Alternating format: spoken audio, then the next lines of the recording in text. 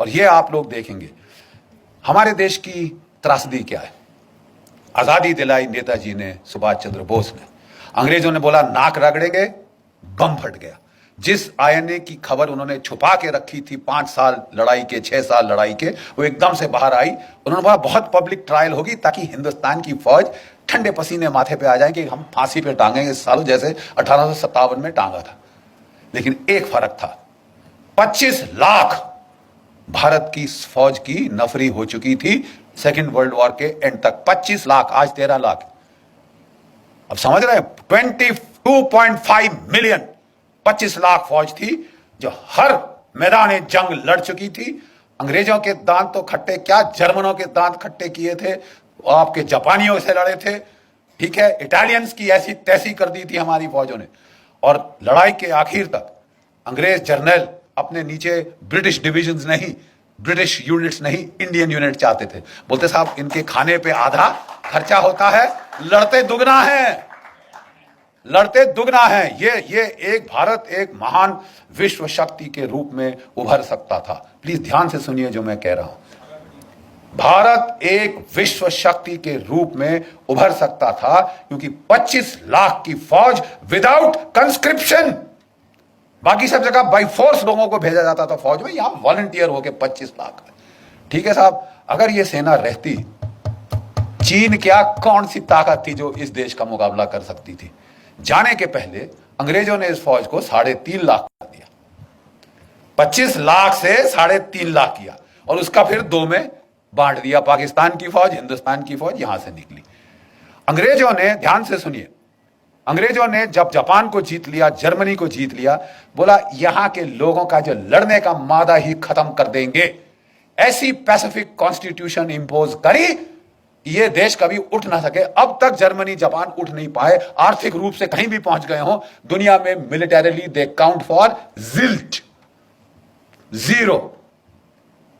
और एक और देश जिसको यह किया गया, ध्यान से सुनिए, वो था भारतवर्ष।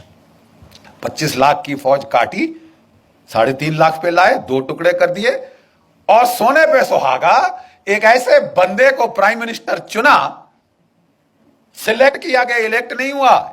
कांग्रेस वर्किंग कमेटी ने सरदार पटेल को इलेक्ट किया था। मत भूलिए इतिहास, Sardar Patel was elected by the Congress working committee. अंग्रेजों ने गांधी जी के थ्रू जोर लगवाया, उन्होंने नहीं, आप नेहरू को एक्सेप्ट करेंगे। और सब लोग ठीक है महात्मा जी आप कह रहे हैं तो हम कुछ नहीं बोलते। और बहुत नेचुरली खुंदक तो आई होगी सरदार पटेल बेचारों को, इलेक्ट मैं हुआ, सिलेक्ट ये हुए, जैसे इमरान खान हुए हैं बाय द वे। तो साहब एक उनको वो लेके आए नेहरू जी को, और जो हमारा पहला कमांडर इन चीफ था of the British Indian army, वो था general sir Roy buzzer.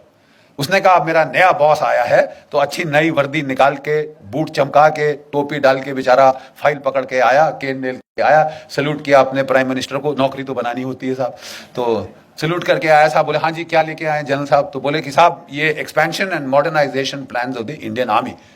General, I don't need an army, this is a peaceful country, I only need the police, who needs you, get out.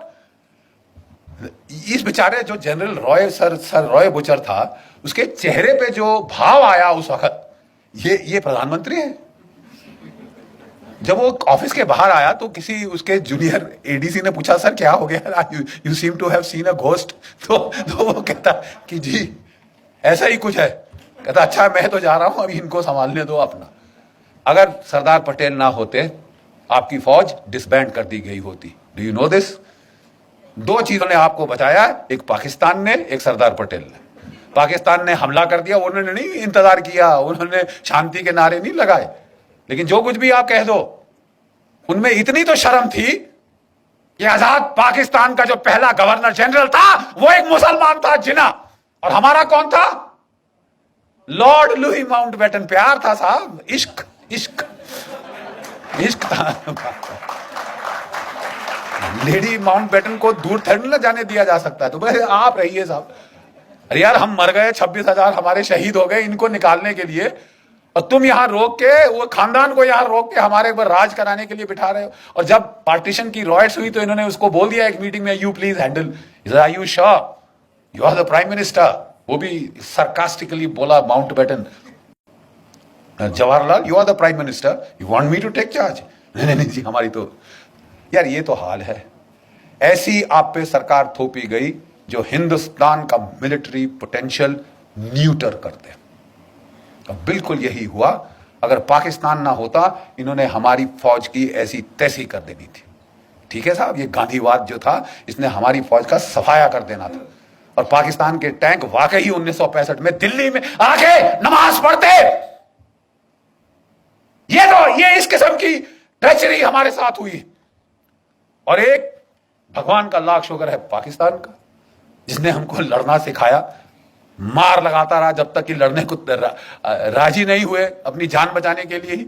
और दूसरा एक चीन की peoples liberation army, 1962 में उन्होंने ऐसी करारी लात मारी कि ये नेहरू परिवार का जो उस वक्त हाल था, कभी अमेरिका को अपनी ट्रूप्स भेजो, अपने जहाज भेजो, बोलिए आपकी एयरफोर्स कहां है, आपने लगाई? तुम्हारे पास इतनी बड़ी एयरफोर्स है, तुमने लगाई? 1962 में नहीं लगाई साहब, बिठा के रखा। और आप अमेरिकी एयरफोर्स मान रहे हो, रॉयल एयरफोर्स मान रहे हो, मतलब it was Tamasha. Thank God 1964 में वो अल्लाह ताला को प्यारे हो गए, भगवान उनकी आत्मा को शांति दे और हमें बख्शा। और 10 साल में ये देश रीमिलिटराइज हुआ। 65 की लड़ाई में हमने पाकिस्तान के साथ ड्रॉ हुआ, let's not be beat around the bush, ठीक है साहब। और 71 तक हमारे जर्नल, हमारे लड़के सब सीख चुके थे और पाकिस्तान के 2 टुकड़े कर दिए। चंद्रगुप्त मौर्य की विजय के बाद अगर पहली बड़ी विजय हुई है तो वो 1971 में हुई।